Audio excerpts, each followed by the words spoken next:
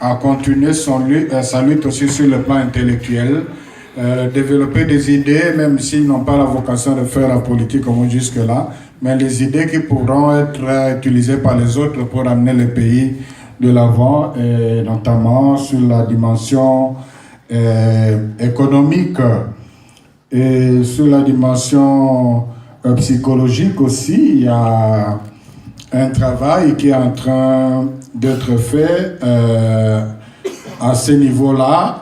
Et pour votre information, quand vous avez suivi la publication du monitoring ou l'observation de la CENCO, de la commission Justice Paix des marches, il était indiqué que dans quelques paroisses, la police a été très correcte. Et là, les gens ont marché normalement. Et dans plusieurs endroits, nos policiers étaient corrects. Ils disaient, voilà, si vous dépassez ce seuil-là, vous trouverez des gens que nous ne connaissons même pas. Donc, il y a beaucoup de mercenaires qui sont utilisés, qui ne sont pas congolais, mais les nôtres, de plus en plus, prennent conscience de cela. Alors, la dimension politique, l'Église a quand même sa doctrine sociale. L'Église ne peut pas soutenir un parti politique, mais l'Église encourage justement à toutes les tendances politiques. Au fait, le Congo aujourd'hui a besoin du renouvellement de la classe politique, que ce soit la majorité comme dans l'opposition. Je me demande quel discours aura la majorité pour convaincre, sinon s'il n'y a pas une nouvelle dynamique. L'opposition, c'est la même chose. Par moment, pour m'amuser, je dis le Congo a besoin d'un Macron congolais. Et la proposition d'une expertise, je crois que c'est la bienvenue. La commission Justice et Paix de la CENCO est disposée à recevoir toutes ces propositions. Et pour la deuxième question, moi ça me fait toujours de la peine que je parle à des gens que je ne vois pas. La deuxième question, c'est est-ce qu'on peut faire confiance au président Kabila pour organiser les élections? C'est la question qui a été posée. On répond à la question. Est-ce qu'on peut faire confiance au président Kabila pour organiser les élections? Moi, j'apprécie beaucoup votre réaction. Mais je crois que cette réaction doit être généralisée vis-à-vis de la classe politique que nous avons actuellement au Congo. À qui faire confiance au sein de la classe politique congolaise? Si vous partez du bord de la majorité présidentielle, ceux qui sont au pouvoir, jusqu'à ceux de l'opposition, mais on se demande à qui faire confiance. Il y a un vrai problème au Congo. Et c'est là que nous revenons à la conclusion avec laquelle j'ai terminé ma communication. Vous n'avez pas à faire confiance à tel ou tel politicien au Congo. Vous avez à vous mettre debout, à ouvrir les yeux et à défendre vos intérêts. Parce que la classe politique au Congo va changer si le peuple change.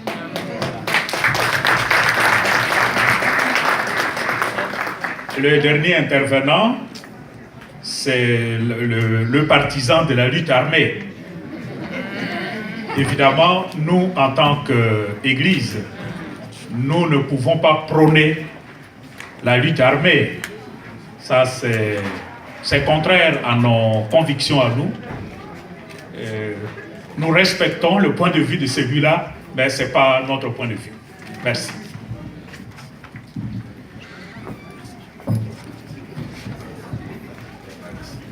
Merci. On va prendre une deuxième salve de questions. Allez-y, madame.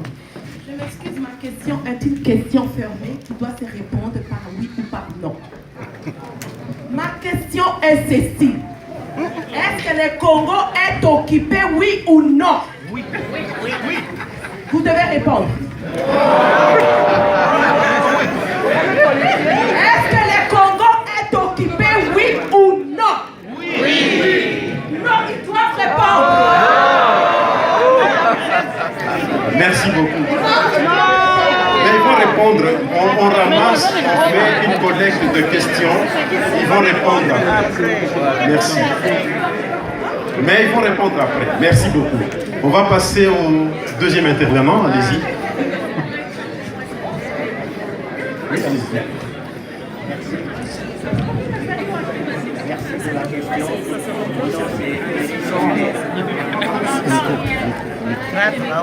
Le son. Il n'y a pas de son ici. Merci pour la question. Mon nom c'est Félix. Micro. Parle. Nous saluons déjà le travail qui est abattu par l'Église, par l'Église. Attendez, monsieur. Nous saluons le travail qui est abattu par l'Église en général, par toutes ces plateformes, et nous sommes très contents. Alors, si élection il devait y avoir, puisque la machine me semble être enclenchée, je me demande, moi personnellement, pourquoi l'Église qui a déjà fait un si grand travail, qui a déjà fait un long chemin, pourquoi l'Église, à travers sous couvert les comités laïcs de coordination, ne peut-elle pas présenter de candidats valables pour pouvoir représenter notre pays, du plus haut sommet jusqu'aux dernières institutions?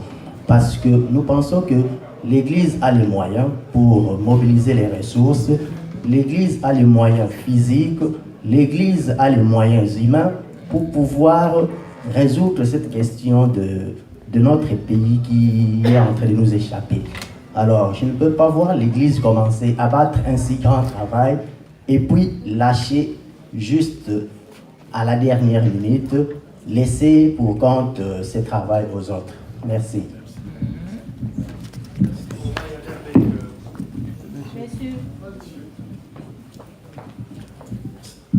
Merci beaucoup pour la parole. Je pense que nous sommes animés d'un souci qui est pour le changement dans notre pays, car rien ne va. Alors, si nous parlons des élections, j'ai quelques points que je dois citer qui fait que nous puissions douter d'une bonne tenue des élections. Comment pouvons-nous aller aux élections si nous avons la crise d'identité en commençant par la tête? Nous n'allons pas marcher des mots. Et la deuxième, comment pouvons-nous aller aux élections si même la population n'est pas vraiment identifiée? On ne sait pas qui est qui, on est infiltré. Comment pouvons-nous aller aux élections si nous avons des doutes de notre gouvernement? Comment pouvons-nous aller aux élections si, par exemple, le président de la CENI, personne ne lui fait confiance? Comment pouvons-nous aller aux élections si l'opposition est dispersée, corrompue? Comment pouvons-nous aller aux élections si la diaspora ne vote pas? Comment pouvons-nous aller aux élections, comme la question a été posée, notre pays est occupé ou pas? La réponse est oui.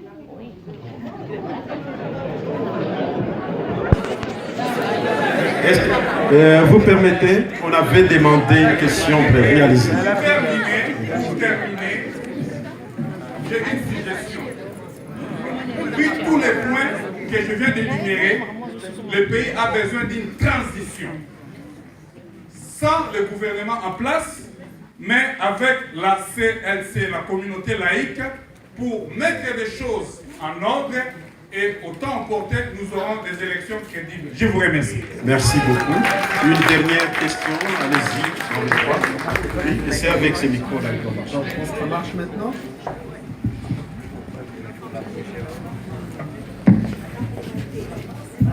Mes seigneurs, bonjour. Je vous remercie de nous accorder cet échange. Un petit commentaire et une question. Le commentaire d'abord. Votre présentation nous a permis de vivre la période connue par le peuple congolais, la situation au Congo et tout, jusqu'à la situation actuelle. Nous avons, en vous suivant, prêté attention aux détails de l'évolution et à la crise interminable.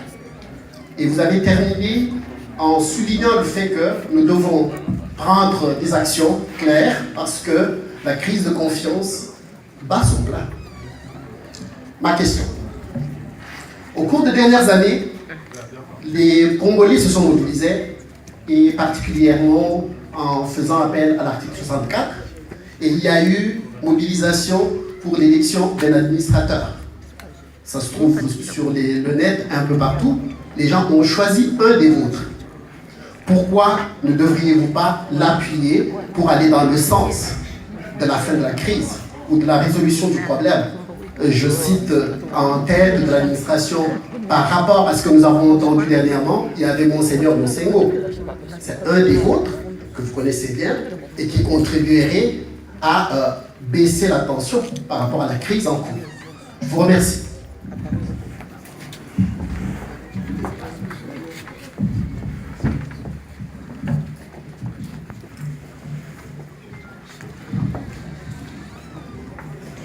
J'imite son excellence. Alors, en fait, c'est une recommandation. La première question, ce serait, et je suis d'accord avec lui, dommage que si au bout du combat de la SENCO, finalement le pays est dirigé par des charlatans. Je crois que c'est ce qu'il voudrait dire. Oui, ça c'est vrai. Et la SENCO, et c'est aussi une des raisons d'être ici, la SENCO est en train de travailler à l'éducation civique.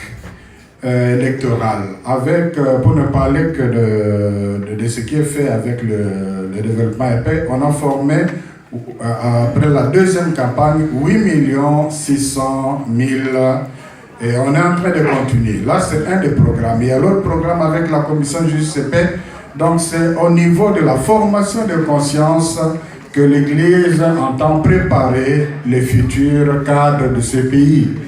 Et quand Monseigneur dit que si le peuple ne se met pas debout, se mettre debout ne veut pas dire simplement aller marcher, c'est justement prendre le courage de venir avec de nouvelles idées pour défier tous ceux qui ont entraîné le pays dans. Ce serait dommage si on retrouvait le même visage aux prochaines élections alors qu'il y a des gens qui pensent autrement, qui peuvent faire mieux. Donc l'Église contribue à cela, non en désignant les candidats, parce que nous avons les fidèles dans tous les partis politiques.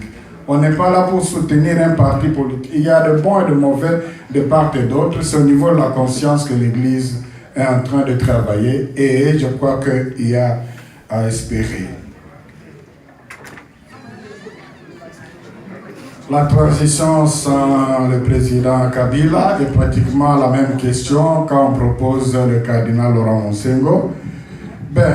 La faisabilité comme idée, on peut bien la défendre comme on a entendu, mais la faisabilité pour y parvenir, c'est pas une petite chose. Et la pire des choses, c'est se retrouver dans un contexte où vous n'avez même plus de cadre, un cadre légal. Maintenant, la Constitution est quelque peu dépassée. Il y a l'accord qui a connu des entorses, mais nous disons que c'est comme une personne qui a des graves blessures, mais qui n'est pas morte. Mais si on met tous les textes légaux de côté, ça sera la loi du plus fort. Et qu'est-ce qui nous garantit que, et puisque les autres se préparent déjà de cette façon-là, avec la violence, les mercenaires et tout, qu'est-ce qui nous garantit qu'on aura les moyens pour...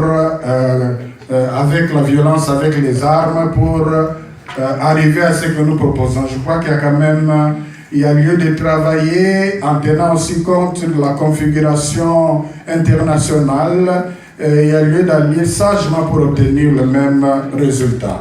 Quant à la possibilité éventuelle de son éminence à diriger la transition, je crois que le contexte, il a été président du Haut Conseil de la République, qui était au fait un parlement de transition.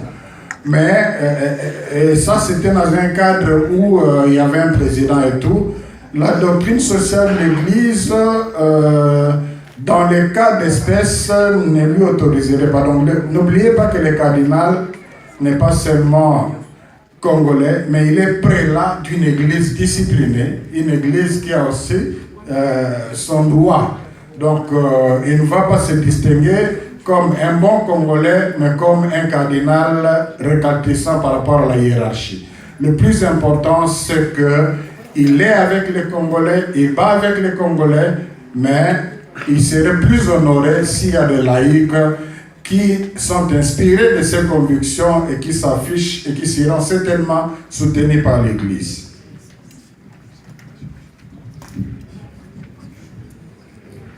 Bon, est-ce que le Congo est occupé? Oui.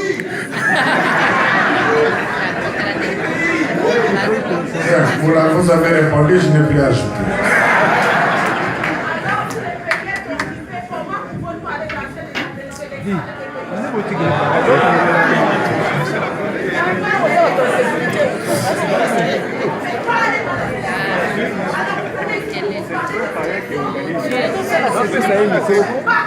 Essayez un micro. Non, on la sort. Merci beaucoup.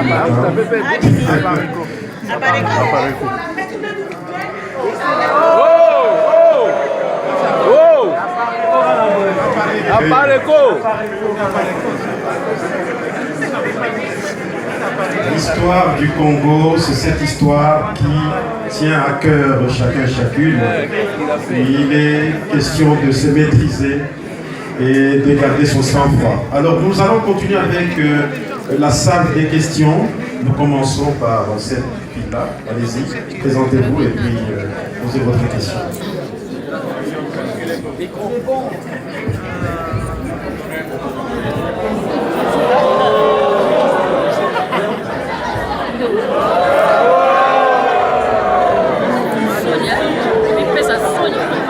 Oui. Est-ce que c'est moi que vous jouez? Non, la fin.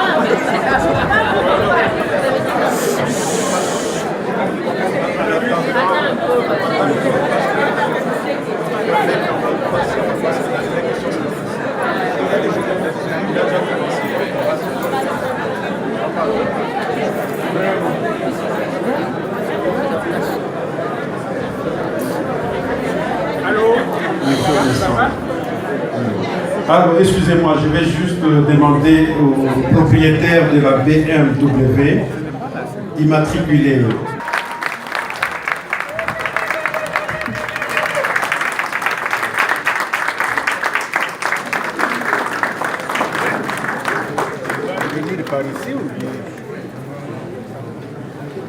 Rémi.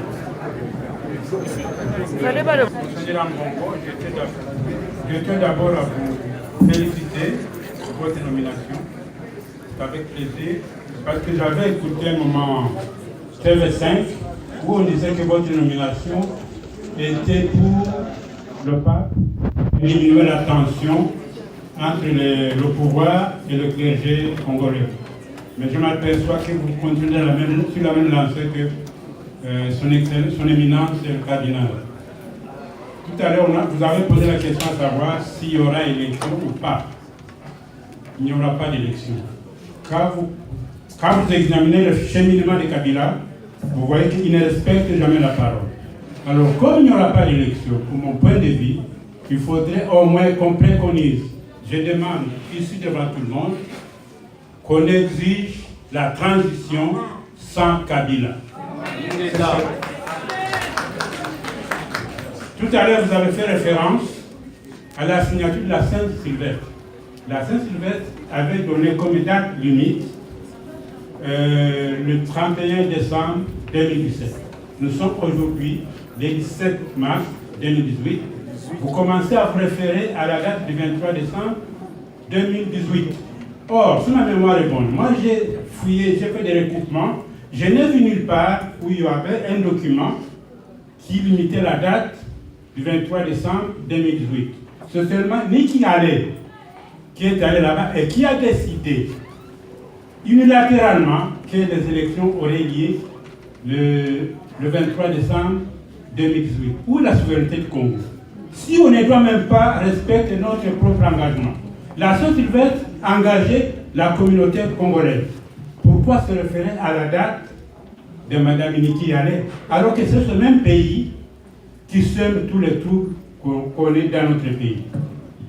Il y a 10 ans, j'ai été au Congo, je sortais de l'aéroport d'Injili, j'ai vu Joe Clark, qui fut Premier ministre au Canada. J'étais surpris, je lui demande, mais c'est Joe Clark, qu'est-ce que vous faites ici? Lui aussi s'est étonné. Je lui ai dit que j'étais Canadien d'origine congolaise et que j'étais en vacances. Ceci pour vous dire, tout en faisant les démarches auprès de la communauté internationale, qui, dit-on en passant, c'est la communauté occidentale, c'est elle qui fait tout ce qui se passe actuellement au Congo.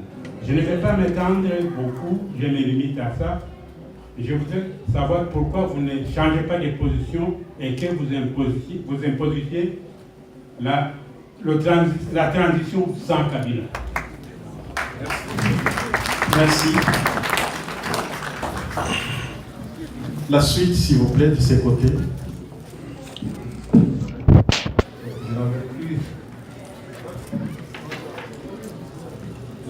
Je n'avais plus l'intention d'exprimer ma question avec les départs de l'autre, mais je suis un peu triste parce que les comportements auxquels on vient d'assister maintenant montrent comment nous, Congolais, nous faisons, lorsque nous cherchons les choses sérieuses ou non sérieuses, c'est le même comportement. Ce n'est pas un comportement personnel qui peut influencer quoi que ce soit, sachant que le cheminement vers les élections, c'est incontournable. Nous le savons. Question maintenant de mettre sur pied la stratégie. Ma question allait tourner autour de deux notions. Est-ce que nous comprenons c'est quoi les élections? Nous comprenons. Le 30 juin 1960, j'avais 12 ans. Les gens faisaient comprendre à nos parents que les jours de l'indépendance, c'est fini, nous serons tous des blancs.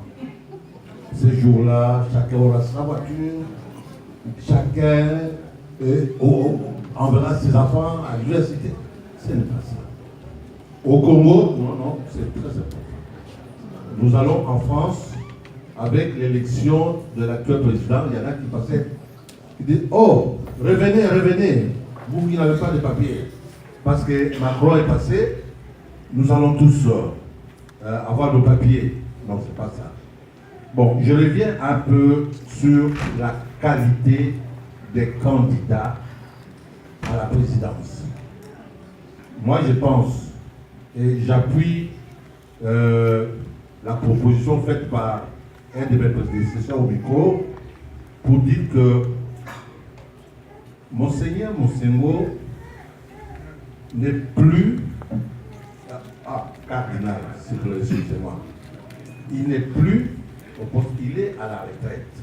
En principe, il devient un homme libre. Bon, Monseigneur Mosengo a la capacité de travail. Ici au Canada, c'est la vieillesse qui est l'élément le plus important. Lorsque on doit aller travailler, on va dire, voilà, quelqu'un qui a de l'expérience.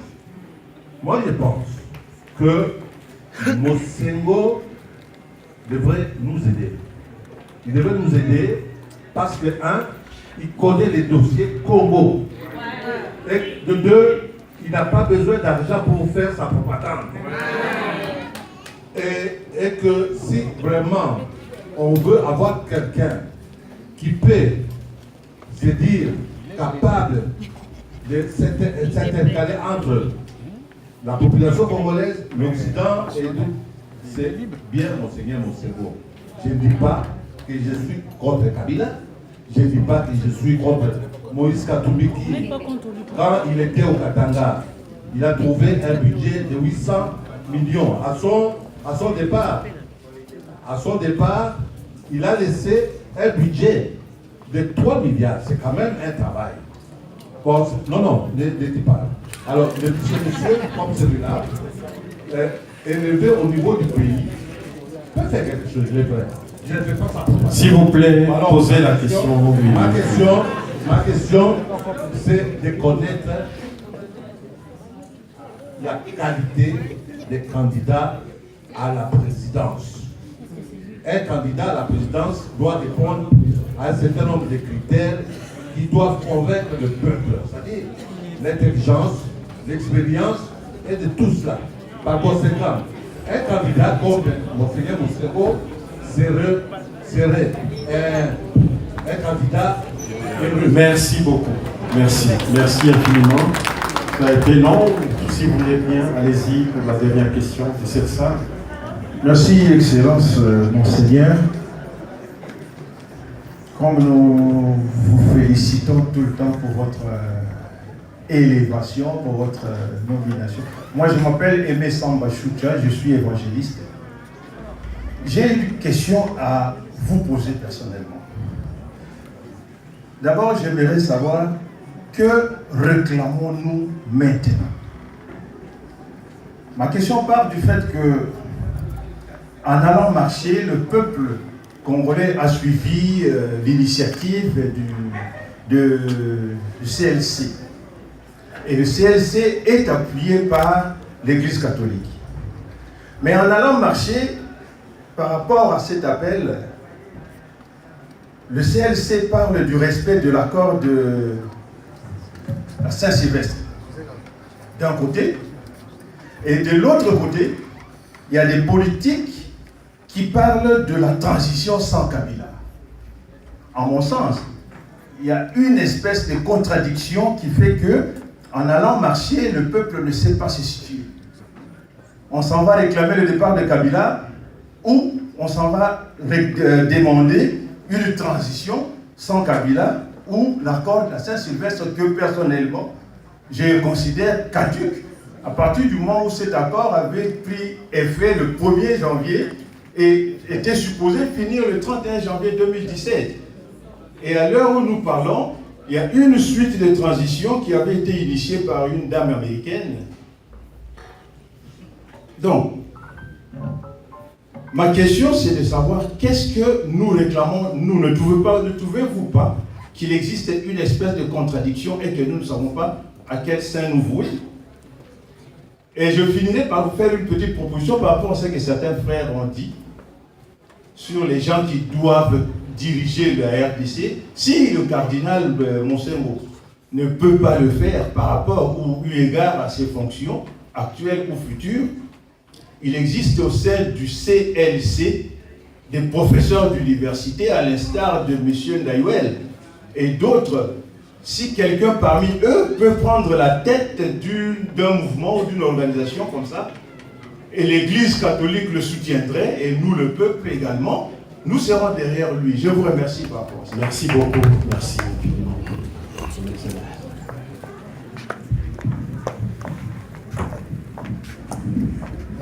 Merci.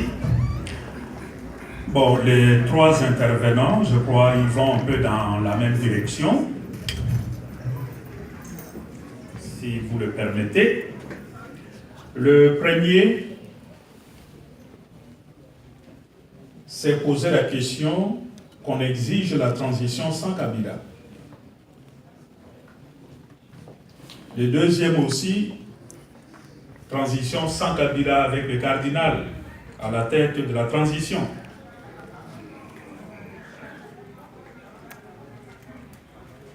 Et le troisième revient toujours sur la question de la transition sans Kabila. Moi, je voudrais plutôt répondre à ces trois intervenants de façon ramassée, de façon globale. La question de la transition sans Kabila, ce n'est pas une question qui s'est posée à nous. De la même manière, la question d'un administrateur en la personne du cardinal Laurent Monsengo qui conduirait cette transition sans Kabila, cette question ne s'est jamais posée à nous. De telle sorte que ici, je ne peux pas répondre à une question qui ne s'est pas posée à nous et sur laquelle nous n'avons même pas eu l'occasion de réfléchir. Je crois que la question de la transition sans Kabila, l'abbé Chole l'a dit, ça ne fait pas partie des dispositions, des réflexions que nous avons menées jusqu'à maintenant. Et là, l'abbé Chole l'avait très bien dit, si nous allons dans cette direction, ça signifie littéralement sortir de la Constitution. Et si nous sortons de la Constitution, nous nous lançons dans une aventure à plusieurs inconnus. Dès lors qu'il n'y a plus de Constitution, il n'y a plus de garde-fou. Et à ce moment-là, le plus fort peut imposer sa volonté. Donc nous estimons que cette voie de transition sans Kabila est une aventure dangereuse. Parce que ça peut nous conduire vers une situation que nous ne saurons pas maîtriser demain. Avec tout ce que vous connaissez comme l'appétit vorace de certains pays voisins et certaines puissances occidentales qui en profiteraient pour nous imposer n'importe qui. Il faut bien réfléchir à la chose. Mais nous disons, il y a une constitution au Congo qui a été interprétée, peut-être mal interprétée, mais c'est ça qui est passé comme loi. Il y a l'accord de la Saint-Sylvestre qui dit le président Joseph Kabila qui est là reste en place jusqu'à l'élection de son successeur. Là, c'est au moins un cadre légal. Ce n'est peut-être pas le cadre idéal qu'on aurait aimé, mais au moins, ce cadre-là a l'avantage d'être connu. Tandis que l'autre cadre, personne ne connaît. Même si on devait avoir une transition sans Kabila, supposons que lui ne serait pas là, mais la Constitution dit, en cas d'empêchement, en cas d'indisponibilité du président, c'est le président du Sénat. C'est ça la Constitution. Et en l'absence du président du Sénat, c'est le président de l'Assemblée. Donc il y a toute une disposition constitutionnelle qui est quand même prévue, connue, mais la solution, transition sans Kabila, avec comme solution un administrateur en la personne du cardinal Laurent Monsengo, ça nous éloigne énormément de la Constitution. Notre problème, ce n'est pas la personne de Kabila, mais la Constitution. Si nous jetons la Constitution, nous n'avons plus de boussole. Et c'est dangereux. Et dans tous les cas,